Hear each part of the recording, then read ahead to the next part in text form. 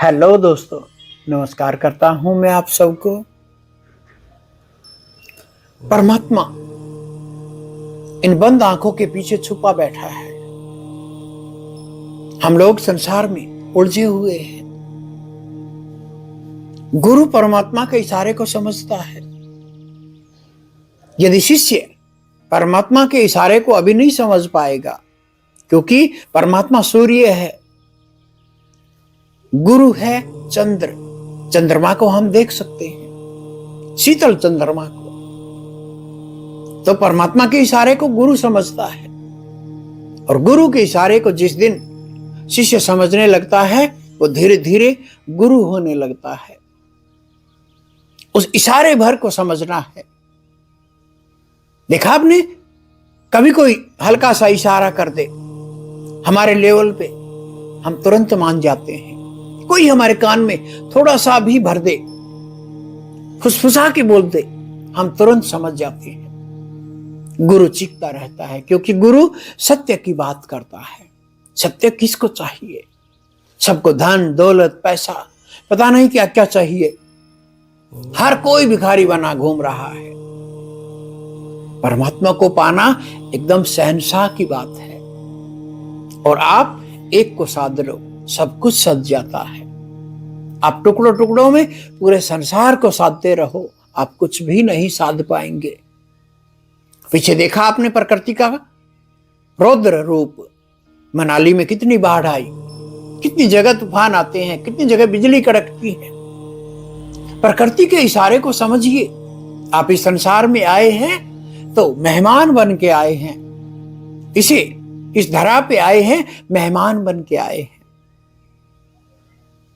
परमात्मा को आईना दिखाएंगे, परमात्मा भी तो आईना ही दिखा रहा है। फिर आईना हर किसी को दिखा रहा है। कोई झुकने को तैयार नहीं है। हाँ, झुकाना सब चाहते हैं। और तुम्हारे ये झुकने झुकाने में परमात्मा क्या करता है? परमात्मा पीछे की तरफ लौटने लगता है। उसे पता है तुम्हारा जन्म कब हुआ, उसे पता है तुम्हारी मृत्यु कब होगी। उस बीच में तुम थोड़ा सा समय उसके लिए नहीं निकाल पाए। अरे छोटा सा पौधा, घर में गमले में लगा छोटा पौधा भी बता देता है कि मैं मुरझा रहा हूं, मुझ में पानी डालो, मुझ में खाद डालो। और परमात्मा रोज रोज इशारे भेजता है। गुरु चीख चीख के कहता है, हमारे समझ में नहीं आता।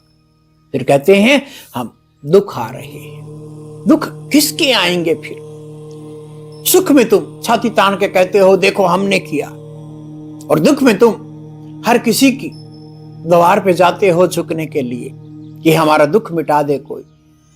किसको बेवकूफ बना रहे हो आप?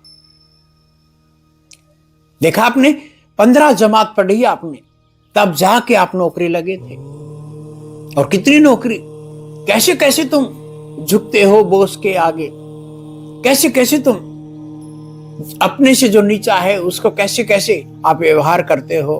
परमात्मा अंदर बैठा सब कुछ देख रहा होता है। परमात्मा तुम्हारे इन उल्टे पुल्टे स्वभाव को देखता रहता है। परमात्मा तुम्हारी चालाकियां देखता है। गुरु तुम्हारी चालाकियां देखता है। और फिर तुम कहते हो दुख आया है, अब हमें गुरुजी आप ही हो बस। नहीं, सुख में कहां गया था वो गुरु और परमात्मा, जो आज दुख में इतना याद कर लेता है हर कोई। उस परमात्मा को ऐसे ही मत समझो। एक एक सांसें दी हैं आपको, ये शरीर दिया है। तुम नहीं थे उस दिन भी वो था, और वो हमेशा रहेगा। बस हृदय को एकदम स्फटिक मणि की तरह सफेद कर लेना है, तब बात बनती है। चालाकियां तो सिंपल बच्चा तक नहीं समझ पाता, वो भी मरने लगता है।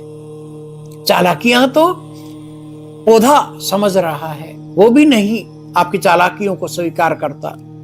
तुम्हें जिस राम ने बनाया, जिस परमात्मा ने बनाया, उसके आगे तुम चालाकियां खेल रहे हो, गुरु के आगे तुम चालाकियां खेल रहे हो। तो फिर तुम्हारा लेवल क्या हुआ? अभी बहुत जन्म लगेंगे। मैं मेरे पास जो भी आता है मैं उसके ना जन्म देखता हूं, ना अवगुण देखता हूं, ना नेगेटिविटी देखता हूं। मैं स्वीकार कर लेता हूं कि आइए परमात्मा में डूबिए। आज अभी इसी वक्त यात्रा पूर्ण कर सकते हो, पर धीरे धीरे वापस फिर अपने लेवलों पे जाने लगते हो आप लोग। तो कैसे गुरु विश्वास करेगा, कैसे परमात्मा विश्वास करेगा? उसको समझना होगा, उसको जीना होगा। गुरु को जिएंगे, परमात्मा को जिएंगे तो संसार आपके कदमों में होगा। संसार क्या कदमों में होना है? आप पूरी प्रकृति में तुम्हें हर जगह परमात्मा दिखाई देगा। उस महा आनंद में रहोगे आप।